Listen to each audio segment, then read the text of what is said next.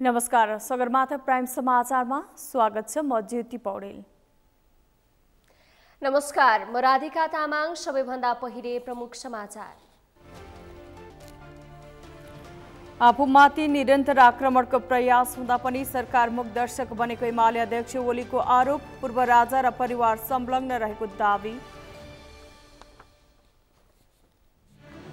सत्ता गठबन्धनमा रहेका कम्युनिस्ट दलहरूमा समाजवादी केन्द्र गठनको बहस। एमाले नसमेटिने, सधैँजसो बहसले सार्थकता पाउनेमा भने आशंका। मिटर ब्याजीलाई संरक्षण गर्ने राजनीतिक दललाई सरकारले नचिन्ने गृहमन्त्री श्रेष्ठको भनाई। मधेसमा मिटर ब्याजीको जालो फैलिएको दावी। महावीर पुनको आन्दोलनप्रति राप्रपाको ऐक्यबद्धता। आन्दोलन तथा धरना कार्यक्रममा साथ दिन सबै देशवासीलाई अपील।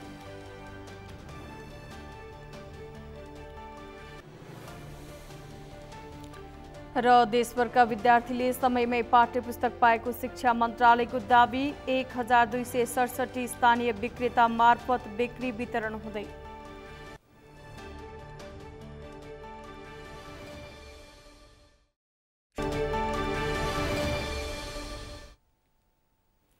प्राइम समाचार अब विस्तारमा। नेकपा एमालेका अध्यक्ष केपी शर्मा ओलीले आफूमाथि निरन्तर आक्रमणको प्रयास भए पनि सरकार मुखदर्शक बनेको गुनासो गरेका छन्। पार्टी निकट अखिल नेपाल किसान महासंघले आज गरेको एक कार्यक्रममा अध्यक्ष ओलीले पूर्वका विभिन्न जिल्लाहरूमा आफूमाथिको आक्रमण प्रयासमा पूर्व राजा ज्ञानेन्द्र शाह र उनका परिवारको संलग्नतामा रहेको जिकिर गर्दै त्यस्ता उद्दण्ड अराजनैतिक खालको गतिविधिलाई नियन्त्रण गर्नुको साटो सत्तारूढ दलकै कार्यकर्ताहरूले ढुङ्गामुढा गरेको दावी गर्नुभयो। हरेक ठाउँमा उनीहरूले निषेध गर्न खोज्ने, बाटो छेक्न खोज्ने, रुख डालेर छेक्न खोज्ने, कहीँ ढुङ्गा हान्ने, कहीँ भिडन्त गर्न आउने, तर सरकारले त्यस्ता गतिविधिलाई नियन्त्रण नगरेको उहाँको गुनासो छ। किसानको राजनीति भनेर अराजनीतिक क्रियाकलाप गर्ने, त्यस्ता खालका क्रियाकलाप गर्ने, ढुङ्गामुढा गर्ने, त्यस्ता खालका कुराहरू गरे। यसको संलग्नता विभिन्नतिर देखिएको छ। ज्ञानेन्द्र शाह उनको परिवारको देखिएको छ। यो अनेक मार्फत देखिएको छ। यहाँ भित्रभित्र उनीहरूका, मैले भन्छु त्यो भित्रभित्र चलाउनेलाई छौडा खेलाउने भन्ने गर्छु क्या। यिनीहरूले यो पूर्व दरबारियाहरूले छौडा खेलाएर पनि अलिकति यस्तो खालको काम गरेको छ।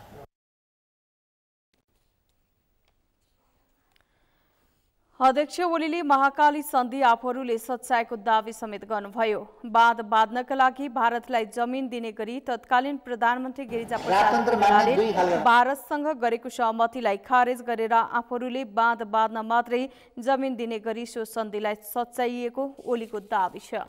अर्को थरी स्वार्थ साधना गर्नका लागि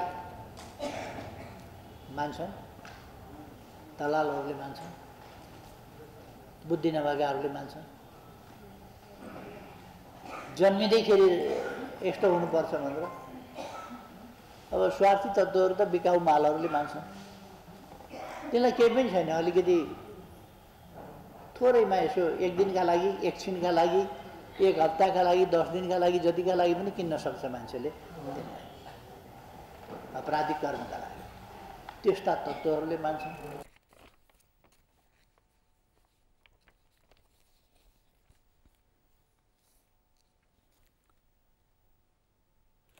सत्ता गठबन्धनभित्र रहेका सबै समाजवादी विचार बोक्ने दलहरूले पुनः समाजवादी केन्द्र बनाउने बहस सुरु गरेका छन्। संविधानले समाजवादको परिकल्पना गरेको र राजनीतिक स्थिरताका लागि पनि समाजवादी धार एकै ठाउँमा उभिनुपर्ने भन्दै दलहरूले समाजवादी केन्द्र निर्माण गर्न कार्यदल समेत गठन गरेका छन्। माओवादी केन्द्र, एकीकृत समाजवादी र जसपा समाजवादी केन्द्र निर्माण गर्न कसिएका बेला उनीहरूले एमालेलाई पनि बाहिरै राख्ने भएका छन्। अमृत ढकालको रिपोर्ट। नेपालका कम्युनिस्ट पार्टीहरूले समाजवादी विचार बोक्ने दलहरूलाई केन्द्रीकृत गर्ने भन्दै समाजवादी केन्द्र बनाउने बहस फेरि सुरु गरेका छन्। सबै कम्युनिस्ट पार्टीलाई एकताबद्ध गर्दै एउटै पार्टी गठन गर्ने बहस लामो समयदेखि चले पनि नेताहरू सत्ता केन्द्रित हुँदा त्यसले ठोस आकार अहिलेसम्म पाउन सकेको छैन। यद्यपि संविधानले समाजवादको परिकल्पना गरेको र राजनीतिक स्थिरताका लागि पनि सबै समाजवादी विचार बोक्ने दलहरू एकै ठाउँमा उभिनुको विकल्प नभएको भन्दै उनीहरूले समाजवादी केन्द्रको अवधारणा अघि सारेका हुन्। हामीले माधव नेपालजी, प्रधानमन्त्री, म र नेकपाका विप्लव र प्रकाण्ड एकजना बस्यौँ र छिटोभन्दा छिटो मोर्चा बनाउने कुरामा उहाँ पनि सहमत हुनुभयो। उहाँहरूको पार्टीको आधिकारिक निर्णय आउने बित्तिकै अब निर्णय हुन्छ। त्यसैले एउटा त संविधान पनि हामीले समाजवाद उन्मुख भन्यो र नेपालको समाज र यसलाई आर्थिक रूपमा जोडियाउन सक्ने समाजवादी धार निर्माण गर्नुपर्छ भन्ने ध्येयका साथ खास गरी जनता समाजवादी पार्टी र माधव नेपालजीको नेतृत्वमा रहेको एकीकृत कम्युनिस्ट पार्टी, समाजवादी कम्युनिस्ट पार्टी र माओवादी केन्द्रको बिचमा एउटा समाजवादी मोर्चा, समाजवादी केन्द्र निर्माण गर्ने प्रारम्भिक चरणमा छलफलहरू भएको छ। संसदीय अभ्यासको विरोध गर्दै आएका नेत्र विक्रम चन्द, डाक्टर बाबुराम भट्टराई र वामदेव गौतमलाई पनि समावेश गर्ने गरी दलहरूले छलफल अघि बढाएका छन्। त्यसो त नेताहरूले तत्कालीन नेकपा बिउताउने कोसिस नगरेका भने होइनन्, तर नेकपा एमालेका कारण उनीहरू नेकपा बिउताउन सक्ने अवस्थामा छैनन्। एकताभन्दा बढी फुटले ग्रसित कम्युनिस्ट पार्टीहरू अब भने बलियो समाजवादी केन्द्र निर्माण गरेर निकट भविष्यमा एउटै पार्टी बनाउने तयारीमा जुटेको बताएका छन्। त्यतिमिति नजिक आउँदैछ, त्यो ठाउँमा पुगेका छौँ। अहिले नै पार्टी एकताको कुराकानी गर्दाखेरि त हामी नै आफै तयार छैनौँ होइन। पार्टी एकताको निम्ति नै उताडा प्रस्ताव आएको हो, तर हामीले चाहिँ के भने वार्ता समिति बनाएका छौँ। म पनि वार्ता समितिको एकजना सदस्य हुँ र म नियमित वार्तामा छु। त्यसो गर्दाखेरि चाहिँ हामी अहिले चाहिँ तत्काल चाहिँ के भने पार्टी एकीकरणको पक्षमा न माओवादी न जसपा हामी दुइटैसँग छैनौँ। जहाँसम्म चाहिँ नि अहिले कार्यगत एकताको कुरा हो र यसलाई एउटा समाजवादी मोर्चा बनाएर लिएर जाने भन्ने सम्मको जो कुरा छ, त्यो कुरामा हाम्रो तिनटै दलहरूको बिचमा हाम्रो सहमति भएको छ। मूलधारका समाजवादी विचार बोक्ने दलहरू समाजवादी केन्द्र बनाउने तयारीमा जुटेका बेला संसदको सबैभन्दा ठुलो कम्युनिस्ट पार्टी नेकपा एमालेलाई भने उनीहरूले बेवास्ता गरेका छन्। 5 वर्ष अघि एमालेकै नेतृत्वमा गठन भएको नेकपामा समाहित उनीहरू यति बेला भने एमाले रहितको समाजवादी केन्द्र बनाउने तयारीमा जुटेका छन्। त्यसमा एमाले जाँदैन नि, किनभने त्यो समाजवादी मोर्चा होइन। त्यो पहेँलो देख्दै सुन हुँदैन नि, जम्मै सुनबहादुर सुनका मालिक हुँदैनन्। त्यस्तै अब अहिले प्रचण्डजीको पार्टी कति समाजवादी, उपेन्द्रजीको पार्टी कति समाजवादी, माधव नेपालजीको पार्टी कति समाजवादी छलफलको विषय होला। हामी आफ्नै पार्टीमा छौँ, हामीले कुनै मोर्चा बनाउनु पर्ने आवश्यक ठान्दैनौँ। हामीले त भनेकै छौँ नि त चुनाव पनि स्वतन्त्र लड्ने हो, त्यसपछि संसदले सरकार दिनुपर्छ। त्यतिखेर चाहिँ सङ्ख्या पुगेन भने कुरा मिल्नेसित, कुरा भने एजेन्डा मिल्नेसित सरकार बनाउने भन्ने मात्रै हो। त्यसकारण त्यो बाहेक अरू हामीलाई गर्नु जरुरी नै छैन। उहाँहरूले किन बनाउनु छ भन्दाखेरि उहाँहरू एक्लै उभिन सक्ने ठाउँमै हुनुहुन्न। चाहे काङ्ग्रेस भन्नुहोस्, चाहे माओवादी भन्नुहोस्, चाहे तपाईँ समाजवादी भन्नुहोस्, चाहे तपाईँ जसपा जनता समाजवादी पार्टी भन्नुहोस्, यी कुनै पनि पार्टी एक्लै उभिन सक्ने पार्टी होइनन्। एक्लै उभिन नसक्ने पार्टीले बनाउने कुनै पनि मोर्चामा उहाँहरूले छुटाउनु भयो भने चिन्ता गर्नै परेन। अहिले मात्रै होइन, बेला बेला समाजवादी केन्द्र बनाउने विषयले चर्चा पाउँछ, तर दलहरू सत्ता केन्द्रित हुँदा विषयले निचोड कहिल्यै पाउँदैन। राष्ट्रिय एकता र सुदृढीकरणका लागि सबै समाजवादी विचार बोक्ने दलहरू एकै ठाउँमा उभिनुपर्ने तर्क उनीहरूको छ, तर नेपाली काङ्ग्रेसको नेतृत्वमा बनेको लोकतान्त्रिक समाजवादी गठनमा सामेल भएका दलहरूले कसरी समाजवादी केन्द्र निर्माण गर्लान् र त्यसले कति सार्थकता पाउला, त्यो भने हेर्न बाँकी नै छ। सगरमाथा टेलिभिजनका लागि क्यामेरामा प्रताप लामा र सन्तोष चन्दका साथमा अमृत ढकाल, काठमाडौँ। पटक पटक चुनाव जिताएर सत्तामा पुगेका पुराना पार्टीबाट परिवर्तनको आशा मरेपछि आम नागरिकले विकल्प खोजिरहेका छन्। पुराना पार्टीको विरोध गर्दै उदाएका राष्ट्रिय स्वतन्त्र पार्टी, जनमत पार्टी, नागरिक उन्मुक्ति पार्टी लगायत नयाँ पार्टी संसदको ढोका खुलेका छन्। एकाएक उदाएका नयाँ पार्टीले जनताको समर्थन पाइरहँदा मूलधारका दल भने चस्किएका छन्। गठबन्धन गरेर चुनावमा होमिँदा पनि पराजित पुराना पार्टीहरू यति बेला नयाँ पार्टीको आलोचना गरिरहेका छन्। अभिषेक सुनारको रिपोर्ट। केही समय अघि मात्रै उदाएको राष्ट्रिय स्वतन्त्र पार्टीको चर्चा यति बेला चुलिएको छ। लामो समयदेखि राज गर्दै आएका पार्टीहरूलाई पछि पार्दै आम निर्वाचनमा 20 सिट सहित संसदमा पुग्न सफल भएको रासोपाले उपनिर्वाचनपछि माहौल अझै तताएको छ। पुराना राजनीतिक दलप्रति विमुख हुँदै मतदाताहरूको आकर्षण रासोपा, नागरिक उन्मुक्ति पार्टी, जनमत पार्टी लगायत अन्य पार्टीमा बढिरहँदा मूलधारका पार्टीहरूलाई विरासत जोगाउन पनि हम्मे पर्ने अवस्था सिर्जना हुन थालेको छ। कुनै समय कांग्रेस, एमाले र माओवादीको उदयमा हौसिएका मतदाताले धार फेर्ने संकेत देखिएपछि पुराना र ठूला भनिएका दलहरू झस्किएका हुन्। 10 वर्षे जनयुद्धबाट 2064 साल ताका पहिलो राजनीतिक शक्ति भएको माओवादीको जस्तै खुम्चिने अवस्थाले पुराना पार्टीहरू त्रसित छन्। तर एकाएक जनमत पाइरहेको रासोपालाई पनि जनअपेक्षा अनुसार काम गर्न भने चुनौती नै छ। हामी पनि भोटर थियौँ नि त, यही दलका भोटरहरू थियौँ नि त, यही आइरहेका अप्सनहरूलाई नै हामी भोट दिइरहेको थियौँ। किन भोट दिइरहेको थियौँ भने एउटा आशाका साथ भोट दिइरहेको थियौँ नि त, होइन? अब उहाँहरूले गर्नु होला, अब उहाँ, तर उहाँहरूको चाहिँ जहिले पनि चाहिँ चुनाव जित्ने बेलासम्म चाहिँ एउटा फेस, अनि चुनाव जितेर गइसकेपछि चाहिँ उहाँहरूले डेलिभरी नै नदिने, त्यसपछि फेरि अर्को 5 वर्षपछि अर्को 5 वर्ष गर्दाखेरि एउटा त्यो नेपाली जनताहरू चाहिँ एक त कस्तो भने एकदम सोझा पनि, अनि त्यसपछि त्यो डिफेन्ड पनि नगर्ने क्या, सहरै बस्दिने। नेपालीहरूमा सहनशक्ति चाहिँ एकदम हाई छ, त्यो त नाकाबन्दीले पनि हामीले देखिसकेका छौँ कि हामी एकदम सहन छौँ कि। देशको समस्यालाई मूल मुद्दा बनाएर उदाएका हरेक पार्टी जनताको प्रिय हुनु स्वाभाविक नै हो, तर ती एजेन्डा पूरा नभएर पटक पटक उठ्न थालेपछि मतदाताले विकल्पको रूपमा नयाँ पार्टी रोजेको प्रश्न छ। मूलधारका राजनीतिक दलका नेताहरूले भने केही कमजोरी भएको स्वीकार्दै नयाँ पार्टी आउँदैमा छिट्टै परिवर्तन भने सम्भव नभएको दाबी गर्छन्। हरेक नयाँहरूको 100 वर्षभित्र अनुहार अलिकति धब्बा लागेकै छ, तपाईँले हेर्दा हुन्छ। त्यसकारणले त्यो कम्पेरिजन तपाईँ गर्न सक्नुहुन्छ। तर त्योभन्दा पनि अहिले समाज परिवर्तनका लागि उद्वेलित भएको छ। परिवर्तन पनि विकसित मुलुकको जस्तै परिवर्तन यहाँ खोजिरहेको छ। हामी 50% गर्न सक्ने परिवर्तन पनि गर्नमा ढिलाइ गर्दैछौँ। त्यसकारणले पुरानाहरूका प्रतिको फ्रस्ट्रेसन हो। कसले गरेन त भन्दाखेरि फलानाले गरेन भन्ने कुरा मात्रै हो। यसलाई चाहिँ आत्मसात गरेर हामी अपडेट हुन्छौँ। नेताहरूले नयाँ पार्टीका गल्तीलाई मूल मुद्दा बनाएर आलोचना गर्ने माध्यम बनाएका छन्। सत्ताको स्वाद चाखिसकेका पुराना पार्टीहरू विरासत जोगाउने समस्या पर्ने आशंकामा झस्किएको राजनीतिक विश्लेषकको भनाइ छ। पपुलारिटी भएको देखिन्छ र केही मान्छे, राम्रा मान्छेहरू पनि त्यहाँ जान देखियो हुनाले अब अन्य पार्टीलाई चाहिँ भोलि हाम्रो विरासत के हुने भनेर अलिकति अहिलेको सन्दर्भमा चाहिँ यो उपनिर्वाचनपछि अलिकति कतिपय पार्टी मैले सुने धेरै ठाउँबाट धेरै मान्छे प्रवेश गर्न लागेछ भनेर एउटा लहरकै जस्तो भएको देखिन्छ। त्यसले गर्दा स्वाभाविक रूपमा ट्रेडिसनल पार्टीहरू झस्किएको जस्तो म देख्छु। त्यसो त नयाँ पार्टीको पनि मूल्याङ्कन अबको 5 वर्षमा हुने नै छ। एकतर्फी वाहवाही पाइरहेको अवस्थामा जनमतको कदर नगरी पुरानै पार्टीको लयमा लाग्यो भने अर्को आम निर्वाचनमा जनताले पराजयको नमिठो स्वाद भने चखाउने नै छन्। सगरमाथा टेलिभिजनका लागि क्यामेरामा लिम्बहादुर खत्रीका साथ अभिषेक सुनार, काठमाडौँ। आम निर्वाचनबाट उदाएका नयाँ दलले पुराना दललाई गाली गर्दै जनताको समस्या सम्बोधन गर्ने अठोट गरेका छन्।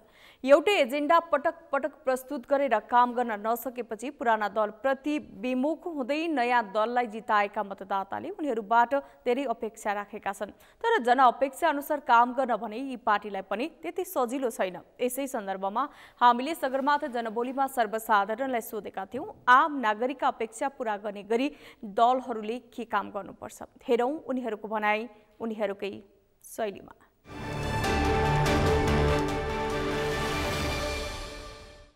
संहिताको आवश्यकता हेरिदिनु, संहिता चाहिँदैन यो देशलाई। स्थानीय सरकार, केन्द्र सरकार भए पुग्दो रहेछ। मेरो बुझाइमा त्यो हो र नयाँ दलले पुरानो दलले जति विकृतिहरू गरेका छ त्यसलाई सुधार गरेर लानुपर्ने। कृषिमा जुन लगानी गर्नुपर्ने हो वास्तविक किसानले पाइरहेको छैन, कृत्रिम किसानले पाइरहेछ। त्यो साँच्चीकै कृषि प्रधान देश हो भने कृषिलाई अगाडि बढाउनु पर्यो नि। लक्षित कृषकले त्यो सुविधा पाउनु पर्यो। दलले गरेको विकृतिलाई सच्याएर अगाडि बढ्यो भने यो हेरेर पुराना दललाई पनि चेत खुल्छ कि खास गरेर काङ्ग्रेस एमाले जस्ता पार्टीहरूलाई यो चेत खुल्न सक्यो भने हामी नेपालीको लागि फाइदा हुन्छ। को कारणले गर्दाखेरि जहिले पनि गणितीय हिसाबले सरकार ढाल्ने अनि फेरि नयाँ बनाउने, यसले गर्दाखेरि देशमा अस्थिरता भयो भने दलीय राजनीतिभन्दा अलिकति माथि उठेर देशको लागि सोचेर अलि यस्तो मन्दीको समयमा चाहिँ उहाँहरूले चाहिँ देश विकासको लागि चाहिँ अलिक अथक प्रयत्न गर्नुभयो भनेदेखि केही हुन्छ जस्तो लाग्छ। तत्काल जनतालाई देखेको समस्याहरू घाँस बाँस कपास शिक्षा र स्वास्थ्यको लागि चाहिँ उनीहरूले पहिलो प्राथमिकतामा कदम चाल्नुपर्छ। विभिन्न किसिमका चाहिँ के अहिले समसामयिक विषयमा के समस्याहरू छ, जस्तै अहिले नेपालमा हरेक किसिमको चाहिँ यो आर्थिक मन्त्री भइरहेछ, आर्थिक मन्त्री कसरी भयो र अहिले बजारमा हरेक किसिमको चाहिँ मान्छेहरू सटर बन्द गरेर विभिन्न किसिमको व्यवसायहरू एकदम पछाडि परिरहेछ। त्यसको चाहिँ कसरी न्यूनीकरण गरेर पहिलाको स्थितिमा कसरी ल्याउने भनेर आम जनताको चाहिँ समस्या पूर्णको लागि दलले चाहिँ एउटा चाहिँ चासो चाहिँ राख्नुपर्छ।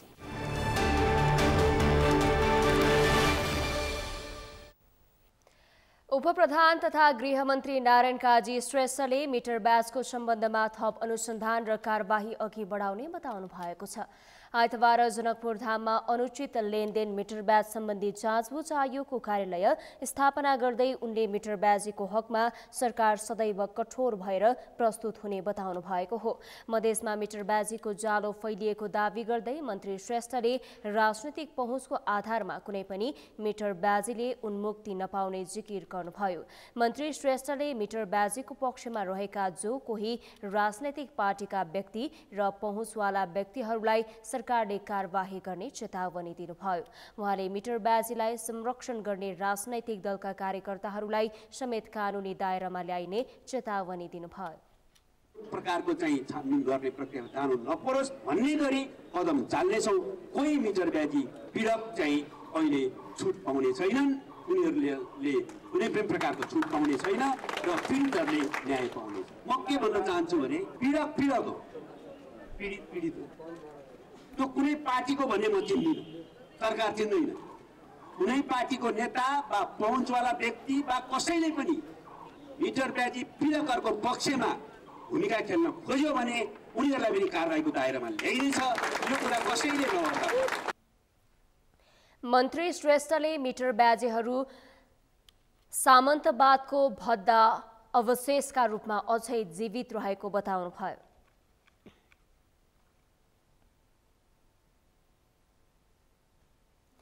मध्य प्रदेशका मुख्यमन्त्री सरोज कुमार यादवले मध्य प्रदेशमा भ्रष्टाचार बढिरहँदा सरकार भने मूकदर्शक बन्नु परेको बताउनु भएको छ। आइतबार जनकपुर धाममा अनुचित लेनदेन मिटर ब्याज सम्बन्धी जाँचबुझ आयोगको कार्यालय स्थापना कार्यक्रममा बोल्दै उहाँले प्रदेशमा भ्रष्टाचार बढिरहँदा समेत सरकार मूकदर्शक बन्नु परेको बताउनु भएको हो। उहाँले भ्रष्टाचार नियन्त्रणका लागि आफूसँग कुनै निकाय नभएको गुनासो गर्नुभयो। उहाँले प्रदेश सरकारलाई प्रहरी समायोजन र कर्मचारी समायोजन अति आवश्यक भइरहेको बताउनुभयो। उहाँले संघ सरकारले प्रदेश सरकारसँग समन्वय समेत नगरेको गुनासो गर्नुभयो। उहाँले मुख्यमन्त्रीको खल्तीबाट दिन दहाडै पैसा चोरिनु, मुख्यमन्त्रीको सवारीका बेलामा समेत ट्राफिक प्रहरीहरू सडकमा मोबाइलमा गफ गरेर बस्नु जस्ता गतिविधिले प्रदेशको सुरक्षा कस्तो छ भन्ने देखाउने बताउनुभयो। उहाँले प्रदेश सरकारसँग समन्वय नभएसम्म कुनै आयोगले पनि निष्पक्ष तरिकाले पीडितले न्याय पाउने गरी कार्य सम्पादन गर्न नसक्ने स्पष्ट पार्नुभयो। उहाँले कर्मचारी समायोजन र प्रहरी समायोजन गरिदिए 24 घण्टाभित्रै सबै पीडितलाई न्याय दिएर दोषीलाई कठघरामा उभ्याउने प्रतिबद्धता जनाउनुभयो। जबसम्म प्रदेश सरकारसँग समन्वय हुँदैन, समायोजन त ठुलो कुरा हो, समन्वय हुँदैन, कुनै पनि आयोग तपाईँ बनाइदिनुहोस्, निष्पक्ष तरिकाले पीडितले न्याय पाउँदैन, यो मेरो विश्वासको दावा पनि। कर्मचारी संयोजन र पुलिस संयोजन तपाईँ गरेर गरिदिनुहोस्। म यो प्रदेशमा 24 घण्टाभित्र सबै पीडितहरूलाई न्याय दिलाएर दोषीलाई म कालकोठामा गर्छु, त्यो मेरो प्रतिबद्धता पनि छ। अनुचित लेनदेन मिटर ब्याज सम्बन्धी जाँचबुझ आयोगले जनकपुर धाममा आजदेखि केन्द्रीय कार्यालय सञ्चालनमा ल्याएको छ।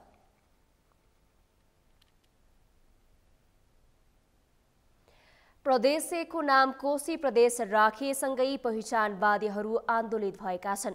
उनीहरूले कोशी नाममा असन्तुष्टि जनाउँदै जातीय पहिचान सहितको नाम माग गर्दै आन्दोलन जारी राखेका छन्।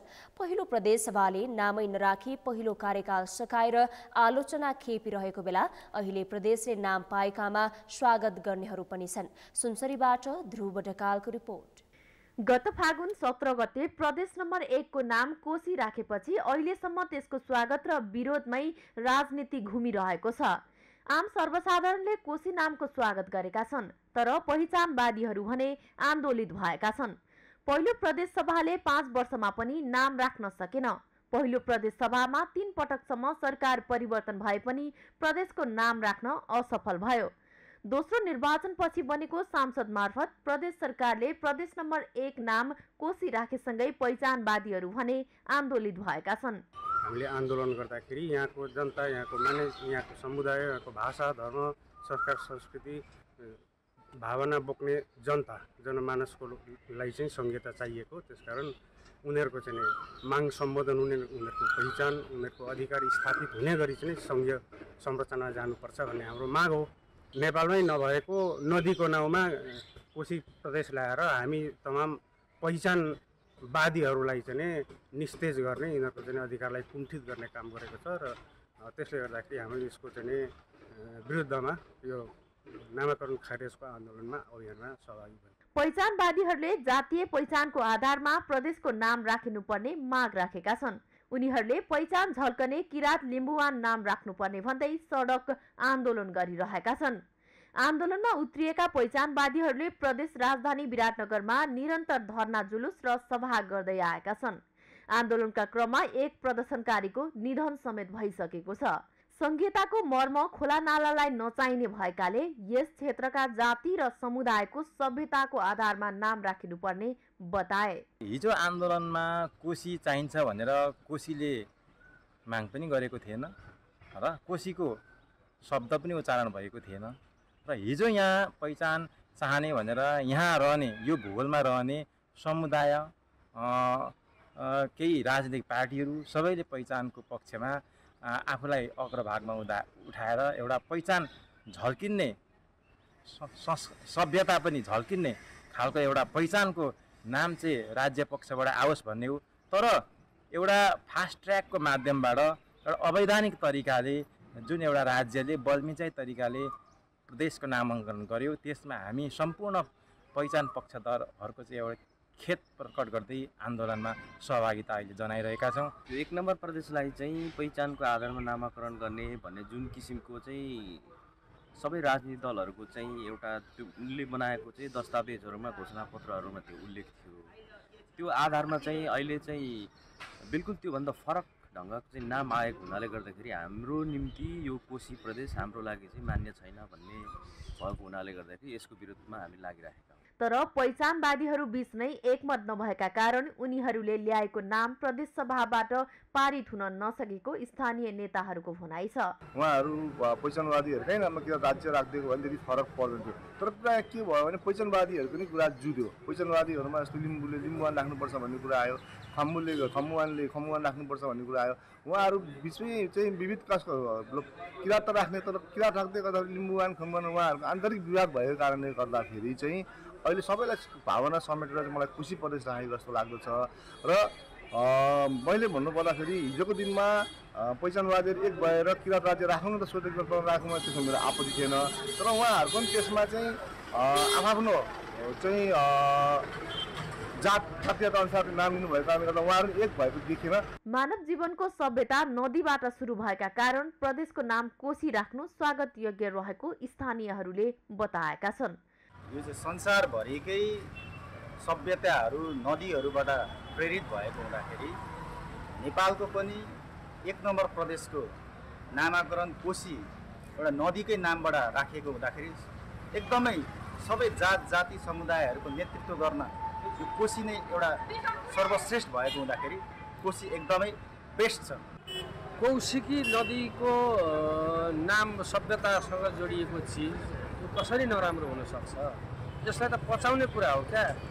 हामी हिजो पनि नदीकै किनारको सभ्यताबाट आएका मान्छे, त्यसैले गर्दाखेरि यो नाम राम्रो वा नराम्रो भन्ने कुरै हुँदैन। प्रदेश सभा बैठकबाट बहुमतले पारित गरेको कोशी प्रदेश नाम फेरि प्रदेश सभाबाटै मात्र खारेज हुन सक्छ। एमालेको प्रस्तावमा कांग्रेसको समर्थन हुँदा माओवादीले पक्षमा मत दिएपछि कोशी प्रदेश नाम पारित भएको हो। प्रदेश नम्बर 1 ले नाम पाउन दोस्रो सांसद नै पर्खिनु पर्यो। ढिलै भए पनि प्रदेशले नाम त पायो, तर अहिले पुनः नाम खारेजीको आन्दोलन खेपिरहनु परेको छ। सगरमाथा टेलिभिजनका लागि सुनसरीबाट ध्रुव ढकालको रिपोर्ट। सगरमाथा समाचारमा अब पालो विश्रामको। विश्रामपछि देशभरका विद्यार्थीले समयमै पाठ्य पुस्तक पाएको शिक्षा मन्त्रालयको दावी। 1267 विद्यार्थीले विक्रेता मार्फत बिक्री वितरण हुँदै। नेपालकै प्रमुख पर्यटकीय गन्तव्य रारामा पूर्वाधार निर्माणको काम अलपत्र। समयमा नै पूर्वाधार निर्माण नहुँदा राराको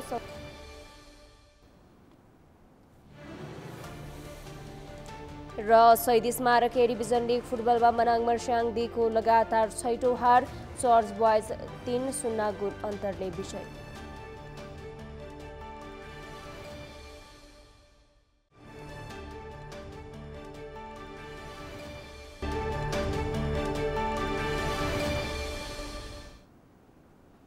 विश्रामपछि सगरमाथा समाचारमा स्वागत छ। अब बाँकी समाचार। राष्ट्रिय आविष्कार केन्द्रका संस्थापक महावीर पुनको आन्दोलनमा ऐक्यबद्धता जनाउन माइतीघर पुग्नेहरूको जमात बढ्दै गएको छ।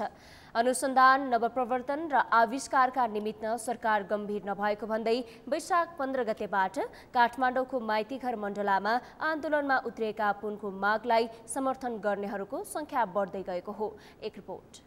राष्ट्रिय आविष्कार केन्द्रका संस्थापक महावीर पुनको आन्दोलनलाई एकताबद्ध जनाउन माइतीघर पुग्नेहरूको जमात बढ्दै गएको छ। अनुसन्धान, नवप्रवर्तन र आविष्कारका निमित्त सरकार गम्भीर नभएको भन्दै वैशाख 15 गतेबाट काठमाडौँको माइतीघर मण्डलामा आन्दोलनमा उत्रिएका पुनको मागलाई समर्थन गर्नेहरूको संख्या बढ्दै गएको हो।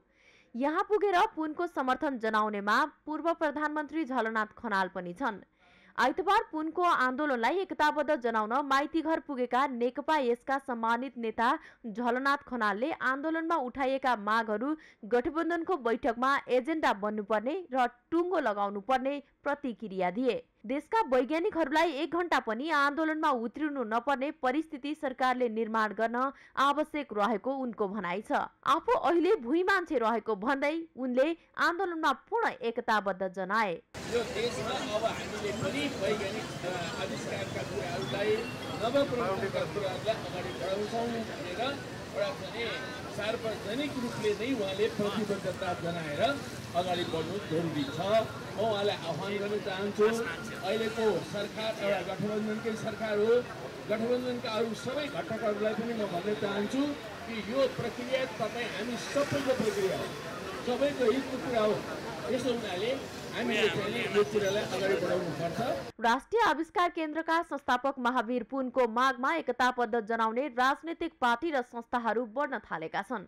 अनुसन्धान, नवप्रवर्तन र आविष्कारका निमित्त गत शुक्रबारबाट सुरु भएको आन्दोलनप्रति राष्ट्रिय प्रजातन्त्र पार्टी, राष्ट्रिय स्वतन्त्र पार्टी, नेकपा एकीकृत समाजवादी लगायत विभिन्न सङ्घ संस्थाहरूले एकताबद्ध जनाएका छन्। कानुन व्यवसायदेखि मोर्चाहरूले समेत पुनको समर्थनमा उभिएका छन्। सरकारले कान खोलेर सुनोस्, सरकारले प्रष्ट आफ्ना दृष्टि दिएर सुनोस्। यो सामाजिक आन्दोलन मुलुकको विकासको लागि, मुलुकको समृद्धिको लागि भएको हुनाले यो आन्दोलनलाई अन्यथा नगरियोस्, इग्नोर नगरियोस् र अविलम्ब महावीर पुनजीले राखेका मागहरू पूरा गरियोस्। होइन भने यो आन्दोलनले देशव्यापी रूप लिनेछ र त्यति बेला सरकारको स्थिति के हुनेछ, सरकारले थाम्न सक्छ कि सक्दैन भन्ने कुरा त्यतिखेर नै मूल्याङ्कन हुनेछ। यस्तै पुनको आन्दोलनलाई समर्थन गर्दै संयुक्त राष्ट्रिय जनआन्दोलन मोर्चाका अध्यक्ष तारानाथ लुइटेलले नेपाली उत्पादनलाई सरकारले प्रोत्साहन गर्न नसकेको भन्दै पुनको आन्दोलनलाई पूर्ण समर्थन रहेको बताए। नेपाललाई आविष्कार, नेपाली जनताले नेपालमै आविष्कार गरेर एउटा विदेशमा निर्यात गर्ने हिसाबले उहाँले जुन कार्य गरेर हिँड्नु भएको छ र यो कार्यमा यो सरकार नेपाली जनताको हितमा छैन। यो सरकार नेपालमा विकासको लहर देखिन चाहँदैन। यो सरकारले जुन नेपालीहरूले गरेको चिजहरूलाई अगाडि लान सक्दैन, त्यसलाई प्रोत्साहन गर्न सक्दैन भने त्यो सरकारमा बसेर रहिरहनु उचित हुँदैन। त्यसैले महावीरजीले जुन गर्नुभयो यसको म सराहनीय गर्दै म संयुक्त राष्ट्रिय जनआन्दोलन मोर्चाको अध्यक्षको हैसियतले म ऐक्यबद्धता जनाउन चाहन्छु। यसैबीच सरकार र पुन बीचको वार्ता पनि सकारात्मक रहेको र सोमबारसम्म सबै मागहरू पूरा हुने बताइएको छ। काठमाडौँको कपन सरस्वती नगरमा भएको हत्याकाण्डमा संलग्न भएको आरोपमा पक्राउ परेको विनोद विश्वकर्मालाई प्रहरीले सार्वजनिक गरेको छ। नेपाल प्रहरीको केन्द्रीय अनुसन्धान ब्युरोले काठमाडौँमा पत्रकार सम्मेलन गरेर आरोपी विकलाई आज सार्वजनिक गरेको हो। साता अघि कपन सरस्वती नगरमा भाडा पसल चलाएर बस्ने निरा पाण्डे आचार्यको हत्या भएको थियो। एक सातासम्म हत्यारा र हत्या गर्नुको कारण पत्ता लगाउन नसकेको भन्दै प्रहरी आलोचित बन्न थालेको थियो।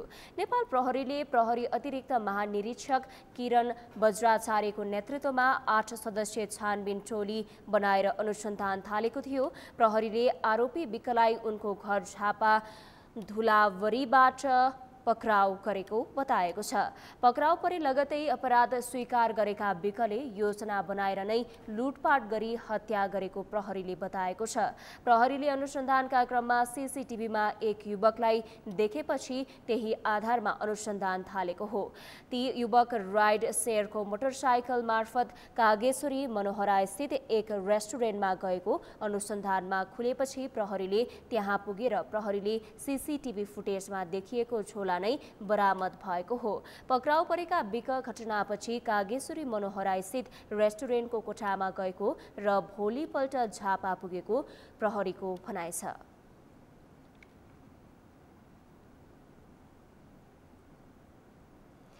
शिक्षा विज्ञान तथा प्रविधि मन्त्रालयले 100 वर्ष देशभरका विद्यार्थीहरूले समयमै पाठ्यपुस्तक प्राप्त गरेको जनाएको छ। आज मन्त्रालयमा पत्रकार सम्मेलन गरी शैक्षिक सत्र 2080 का लागि 77 वटै जिल्लाका विद्यार्थीहरूले समयमै पाठ्यपुस्तक प्राप्त गरेको जानकारी गराएको हो। वैशाख दोस्रो हप्तासम्म देशभरका सबै विद्यार्थीहरूले पाठ्यपुस्तक प्राप्त गरिसकेका मन्त्रालयका सहसचिव तथा प्रवक्ता दीपक शर्माले बताउनुभयो। यस वर्ष जनक शिक्षा सामग्री केन्द्र लिमिटेडबाट कक्षा 6 देखि 10 को लागि 1 करोड 55 लाख थान र निजी क्षेत्रका मुद्रण संस्थाहरूबाट कक्षा 1 देखि 5 को लागि 1 करोड 18 लाख थान पाठ्य पुस्तक छपाई गरी 77 वटै जिल्लाका सूचीकृत 1267 स्थानीय विक्रेताहरू मार्फत बिक्री वितरण भइसकेको उहाँले जानकारी दिनुभयो।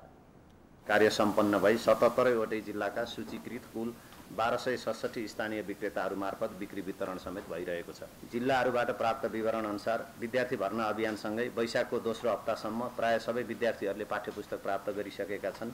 यदि कसैले पाठ्यपुस्तक प्राप्त गर्न नसकेको भए जनक शिक्षा सामग्री केन्द्रका प्रादेशिक कार्यालयहरूका साथै शिक्षा तथा मानव स्रोत विकास केन्द्र वा पाठ्यक्रम विकास केन्द्रका फोकल पर्सन तथा सूचना अधिकारीहरूको उपलब्ध गराइएको टेलिफोन नम्बरमा सम्पर्क गर्नुहुन अनुरोध गर्दछौँ।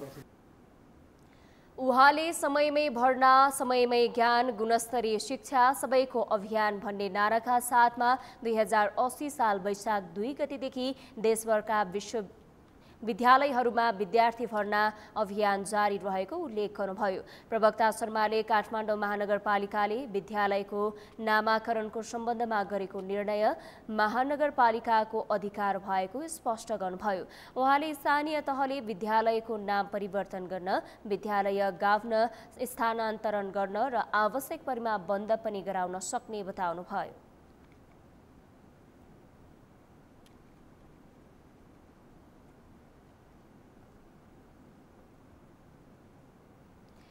काठमाडौँ महानगरपालिकाले मापदण्ड नपुगेका 16 पेट्रोल पम्प हटाउने तयारी गरेको छ।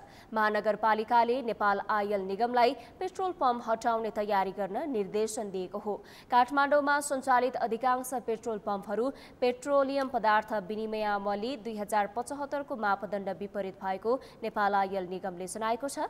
यमुना सापकोटाको रिपोर्ट। काठमाडौँ महानगरपालिकाभित्र 66 वटा पेट्रोल पम्पहरू सञ्चालनमा छन्।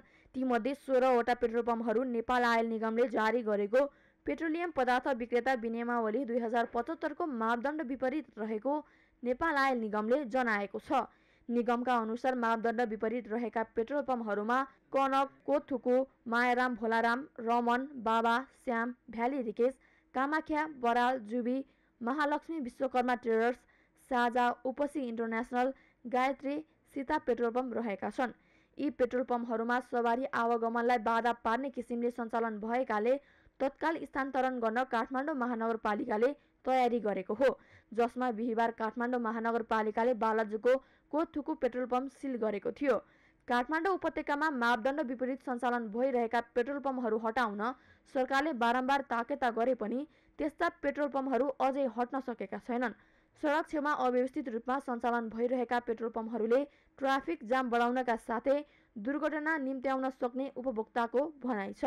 अब यो पेट्रोल पम्प भनेको चाहिँ अलिक मजाको खुल्ला ठाउँमा हुनुपर्ने हो, स्पेस पनि कम हुन्छ। पेट्रोल पम्प हाल्दाखेरि जाँदा पनि लाइन बसेर रोडसम्म नै आइपुग्छ, जाम पनि धेरै नै गर्छ त्यसले गर्दा होइन।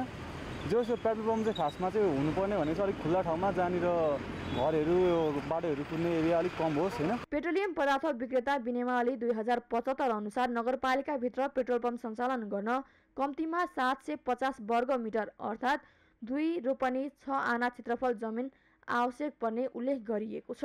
त्यस्तै 2 पेट्रोल पम्प बीचको दूरी 300 मिटर भन्दा बढी हुनुपर्ने, पेट्रोल पम्प मानव बस्ती भन्दा कम्तीमा 500 फिट पर हुनुपर्ने, सडक र पम्प बीचको दूरी 20 फिट हुनुपर्ने लगायतका मापदण्ड जारी गरेको छ। त्यस्तै काठमाडौँ र ललितपुर महानगरपालिकाभित्र 750 वर्ग मिटर अथवा 1 रोपनी 8 आना जग्गाको क्षेत्रफल भए पम्प सञ्चालन गर्न पाइने व्यवस्था छ। सडकतर्फ कम्तीमा 20 मिटर हुनुपर्ने र पेट्रोल पम्पले भौतिक पूर्वाधार सहित बिक्री स्थलको मापदण्ड पुरा गर्नुपर्दछ। सवारी साधन पार्किङको सुविधा, शौचालय, प्राथमिक उपचार, अग्नि सुरक्षा लगायतका व्यवस्था अनिवार्य हुनुपर्ने मापदण्ड छ। हो पहिलाको अवस्थामा जुन अवस्थामा हामीले पेट्रोल पम्प स्वीकृति दिएका थियौँ त्यो अवस्थामा चाहिँ सरकारबाट निकायहरूले सिफारिस गरेर नै हामीले नियुक्ति गरेको हो पम्प। र अहिले जुन काठमाडौँको बसोबासदेखि लिएर आबादी बढ्दै गयो, सडकहरू फराकिलो हुँदै गयो, त्यसले गर्दाखेरि त्यो जुन संरचनामा पेट्रोल पम्प बनाएको थियो त्यो चाहिँ खुम्चिँदै गयो। त्यसले गर्दाखेरि ट्राफिक आवागमनमा चाहिँ अलिकति समस्या देखेको हो र त्यही सम्बन्धलाई लिएर चाहिँ प्रधानमन्त्री तथा मन्त्री परिषद कार्यालयले यो 16वटा पम्प उपत्यकामा रहेको 16वटा पम्पले चाहिँ अलिकति ट्राफिक व्यवस्थापनमा चाहिँ असहज भयो, त्यसलाई चाहिँ स्थानान्तरण गर्नु पर्यो भन्ने हामीलाई पत्रचार भएको थियो। त्यही अनुरूप चाहिँ हामीले पनि सम्बन्धित पेट्रोलियम व्यवसायीहरूलाई चाहिँ हामीले पत्रचार गरेको थियौँ। सुरक्षा जोखिमका हिसाबले काठमाडौँ उपत्यकाका पेट्रोल पम्पहरू अत्याधिक जोखिममा रहेका छन्। यसबाहेक नेपालमा इन्धन डिपोका सन्दर्भमा अन्तर्राष्ट्रिय मापदण्डको प्रयोग पनि भएको पाइँदैन। सगरमाथा टेलिभिजनका लागि क्यामेरामा सुनिल कोलीका साथमा यमुना सापकोटा, काठमाडौँ। नेपालकै प्रमुख पर्यटकीय केन्द्र मुगुको रारा पर्यटकीय पूर्वाधार निर्माण आयोजनाको काम अलपत्र परेको छ। ठेकेदार कम्पनीको लापरवाहीले विगत 3 वर्षदेखि रारा पर्यटकीय पूर्वाधार निर्माण साइकल लेन पर्यटकीय पद मार्ग आयोजनाको काम अलपत्र परेको हो। ठेकेदार कम्पनीले 8 करोड रुपैयाँ पेस्की लग्दा समेत काम भने सुने जस्तै छ। मुगुबाट सनत हमालको रिपोर्ट। मुगुको रारा नेपालकै पर्यटकीय गन्तव्य स्थलको रूपमा परिचित छ, तर रारामा पर्यटकीय पूर्वाधार निर्माणका लागि अघि सारेको पूर्वाधार निर्माणको काम भने अलपत्र परेको छ।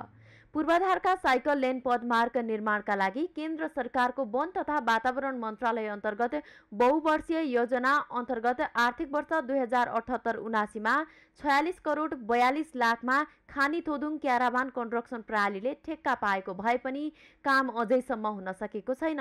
योजना निर्माणको जिम्मा पाएको खानी थोदुङ क्याराभान कन्स्ट्रक्सन प्रणालीका प्रोप्राइटर चन्द्र थकालीले 8 करोड पेस्की लिएर काम नगरी योजना अलपत्र पारेका छन्। राराताल वरिपरि 14 किलोमिटर पर्यटकीय पूर्वाधार निर्माण साइकल लेन पर्यटन पदमार्ग निर्माण गर्नुपर्ने भए पनि 3 वर्षदेखि काम अलपत्र अवस्थामा परेको छ। र उहाँले काम सुरु गर्ने भने चाहिँ यहाँ यो खालको एउटा अफिस क्याम्पको रूपमा चाहिँ एउटा सानो चाहिँ एउटा कटेज बनाउनु भएको छ। त्यसपछि काम अहिलेसम्म सुचारू भएको छैन र काम गर्ने कामदारले पनि अहिलेसम्म देख्नु भएको छैन। केही समय देख्नु भएको थियो, त्यसपछि फेरि हराउनु भयो। अरू कुरो चाहिँ निकुञ्जकारहरूले जानकारी हुने कुरो भएन। यसअघि पनि कर्णाली प्रदेश सरकारका तत्कालीन मुख्यमन्त्री महेन्द्र बहादुर साई र उद्योगको पर्यटन तथा वन वातावरण मन्त्री नन्दसिंह बुढा रारामा पुगेर रारामा साइकल लेन पर्यटकीय पूर्वाधार निर्माणका लागि शिलान्यास समेत गरेका थिए। त्यो योजनाले पनि सार्थकता पाएन। अब यहाँ कस्तो छ भने अब कसले ठेक्का ल्याउँछ, कसरी चलाउँछन्, पिटी ठेकेदारलाई यहाँ दिदिने बिच बिचमा आएर जसले गर्दाखेरि यहाँको चाहिँ गुणस्तर चाहिँ नै हुन सकेर बिचमा अल्पत्र भएर अब ठेकदार भएको अवस्था छ।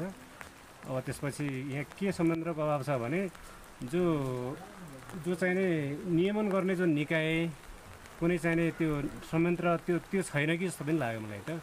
किनभने अल्पत्रवाद यत्रो चाहिँ राज्यको चाहिँ पैसा खेर गएको छ, जनताले पैसा पाएका छैन कामदारहरूले, बिचमा चाहिँ अल्पत्र हुने, अब फेरि साइकल लाइन त हिँड्नु भन्ने।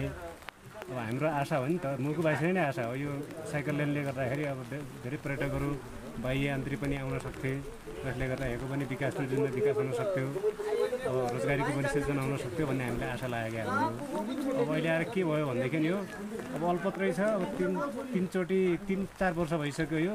अब सरकार पनि उदासीन भएको अवस्था हो कि यसमा त सम्बन्धित निकाय पनि, जसले गर्दा यहाँ चाहिँ पहल हुन सकिरहेको छैन। नियमनकारी निकायको उद्यमशीलताका कारण रारामा पर्यटकीय पूर्वाधार भौतिक संरचना बन्न नसकेको र सम्बन्धित निकायको देन जानुपर्ने देखिन्छ। सगरमाथा टेलिभिजनका लागि मुगुबाट सनत हमालको रिपोर्ट।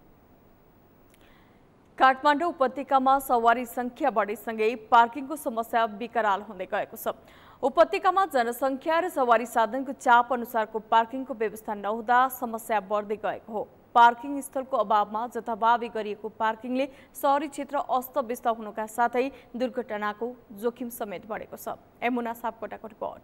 बढ्दो सवारी संख्याका अनुसार आवश्यक पर्याप्त पार्किङको व्यवस्था नहुँदा काठमाडौँ उपत्यकाको शहरी क्षेत्रमा पार्किङको समस्या बढ्दै गएको छ। यो समस्याले उपत्यकाको शहरी क्षेत्र अस्तव्यस्त देखिन थालेको छ। काठमाडौँ उपत्यकामा 11 लाखभन्दा धेरै सवारी साधन गुड्छन्, तर पार्किङको सहज सुविधा नहुँदा सवारी धनी र चालकले पार्किङका लागि शास्ति खेप्नुपर्ने बाध्यता छ। यसबाट ट्राफिक व्यवस्थापन थप चुनौतीपूर्ण बन्दै गएको छ। उपत्यकाका व्यस्त बजार र प्रमुख व्यापारिक गन्तव्यमा पार्किङको समस्या बढी छ। महानगरपालिकाले उपयुक्त र पर्याप्त स्थानको व्यवस्था नगरिदिँदा सर्वसाधारण बाटोमै पार्किङ गर्न बाध्य छन्। महानगरले व्यवस्था गरेको पार्किङ स्थल पनि सानो र साँघुरो भएको आम गुनासो छ। जनताहरूको तर्फबाट त सचेत भएर त्यस्तो ठाउँमा चाहिँ पार्किङ गरिदिनु भएन, जहाँ चाहिँ नो पार्किङ लेखेको छ अथवा चाहिँ पार्किङ गर्ने खालको ठाउँ छैन, सवारीको चाप छ, त्यस्तो ठाउँमा जनताले आफै पार्किङ गरिदिनु भएन। निःशुल्क चाहिँ गर्न लागि जो पार्किङको चाहिँ हरेक किसिमको चाहिँ समस्याहरू जग गरेर खाली ठाउँलाई चाहिँ उपयोग गरेर चाहिँ पार्किङको व्यवस्था चाहिँ गर्नुपर्छ। व्यवस्थित ढङ्गले ठाउँ ठाउँमा सार्वजनिक पार्किङको व्यवस्था गर्न सकियो भने मात्रै सुधार हुने हो। जथाभावी पार्किङले त मान्छेको खतरा भइरहेछन्। काठमाडौँका अधिकांश भवनहरूका भूमिगत पार्किङ छैनन्, साथै कतिपय त ठुला सपिङ मल तथा सरकारी कार्यालयमा पनि पार्किङ सुविधा छैन। साधन राख्ने भन्ने कुरा चाहिँ चालकले पनि आफैले पनि बुझ्नुपर्ने हुन्छ। काठमाडौँ उपत्यकामा पार्किङको उचित व्यवस्थापन नहुँदा दिनहुँ हजारौं सेवाग्राही शास्ति भोग्न बाध्य छन्। साथै सेवा लिन कार्यालय जाँदा सडक किनारमा सवारी पार्क गर्ने कैयौं सेवाग्राही कारबाहीमा समेत पर्ने गरेका छन्। यसरी पार्किङको समस्या झन्झन विकराल बन्दै गर्दा पनि समस्या समाधानको खोजी हुन सकेको छैन। सगरमाथा टेलिभिजनका लागि क्यामेरामा लिम बहादुर खत्रीका साथमा यमुना सापकोटा, काठमाडौँ। सगरमाथा प्राइम समाचारमा पालो विश्रामको।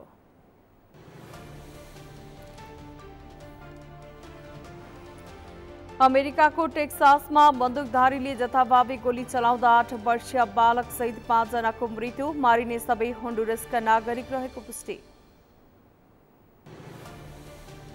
र शहीद स्मारक ए डिभिजन लिग फुटबलमा मनाङ मर्स्याङदीको लगातार 6औं हार, चर्च बॉयज 3-0 गोल अन्तरले विजयी।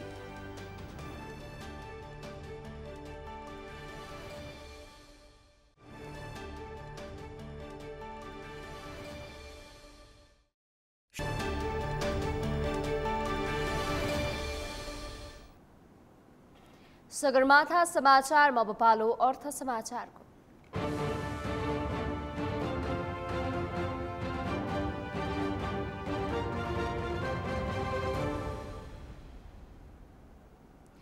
नेपालमा मोबाइल गेमको व्यापक आकर्षण बढ्दै जाँदा पब्जीले वर्ल्ड लिङ्कसँग सहकार्य थालेको छ। चर्चित मोबाइल गेम्स पब्जीले नेपाली गेमरहरूको गेमिङलाई सुस्त बनाउने गरी प्रयास थालेको हो। वर्ल्ड लिङ्कसँग गेमरका लागि उच्च गतिको इन्टरनेट उपलब्ध गराउने गरी सहकार्य गर्न औपचारिक सम्झौता गरिएको वर्ल्ड लिङ्कका प्रमुख कार्यकारी अधिकृत केशव नेपालले जानकारी दिनुभयो। हैन, खेल्दा आनन्द आउँछ अथवा गेम बिग्रिँदैन हैन, त्यसको लागि चाहिँ हामी मिलेर चाहिँ एउटा सहकार्य गरौँ भनेर चाहिँ पार्टनरसिप गरेको, जसमा चाहिँ कतिपय प्राविधिक पक्षहरूमा हामीले यदि प्रब्लमहरू छ भने मिलेर सहयोग हेल्प गर्छौँ होइन। त्यो बाहेक अरू कुनै पनि पक्षहरू छ भने त्यसमा पनि मिलेर चाहिँ सकेसम्म राम्रो एक्सपिरियन्स दिलाउने भनेर चाहिँ यो पार्टनरसिप चाहिँ हामीले चाहिँ साइन गरेका हौँ। पबजी मोबाइलले नेपालमा गेमिङमा अभूतपूर्व परिवर्तन गर्ने घोषणा गरेको छ।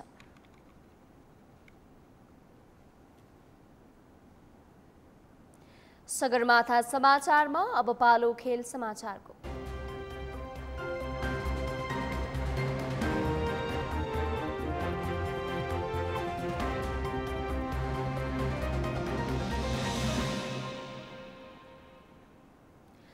शहीद स्मारक ए डिभिजन लिग फुटबलमा आज 8 पटकको च्याम्पियन्स मनाङ मर्स्याङ्दी क्लबले लगातार 6औं हार बेहोरेको छ। इन्फा कम्प्लेक्स आदो बाटोमा चर्च बोइज युनाइटेडसँग 3-0 पराजित हुँदै मनाङले लगातार 6औं हार बेहोरेको हो। चर्च बोइजलाई जित दिलाउन अनन्त तामाङ, मौसम सुब्बा र साइमन लिम्बुले 1-1 गोल गरेका थिए।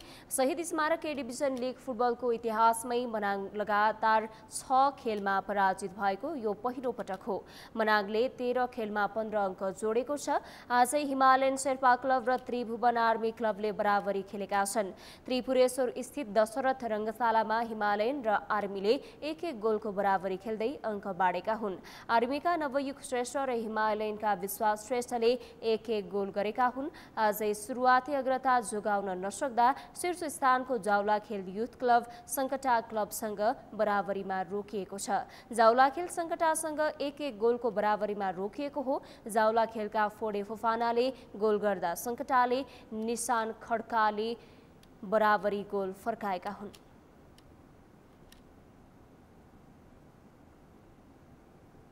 सगरमाथा समाचारको अन्त्यमा मुख्य समाचार पुनः एकपटक। आफूमाथि निरन्तर आक्रमणको प्रयास हुँदा पनि सरकार मुखदर्शक बनेको एमाले अध्यक्ष ओलीको आरोप। पूर्व राजा र परिवार संलग्न रहेको दावी। सत्ता गठबन्धनमा रहेका कम्युनिस्ट दलहरूमा समाजवादी केन्द्र गठनको बहस एमाले नसमेटिने। सधैँजसो बहसले सार्थकता पाउनेमा भने आशंका। मिटर ब्याजीलाई संरक्षण गर्ने राजनीतिक दललाई सरकारले नचिन्ने गृहमन्त्री श्रेष्ठको भनाई। मधेसमा मिटर ब्याजीको जालो फैलिएको दावी। महावीर पुनको आन्दोलनमा ऐक्यबद्धता जनाउन माइतीघर पुग्नेहरूको जमात बढ्दै। सरकार गम्भीर हुनुपर्नेमा सबैको जोड।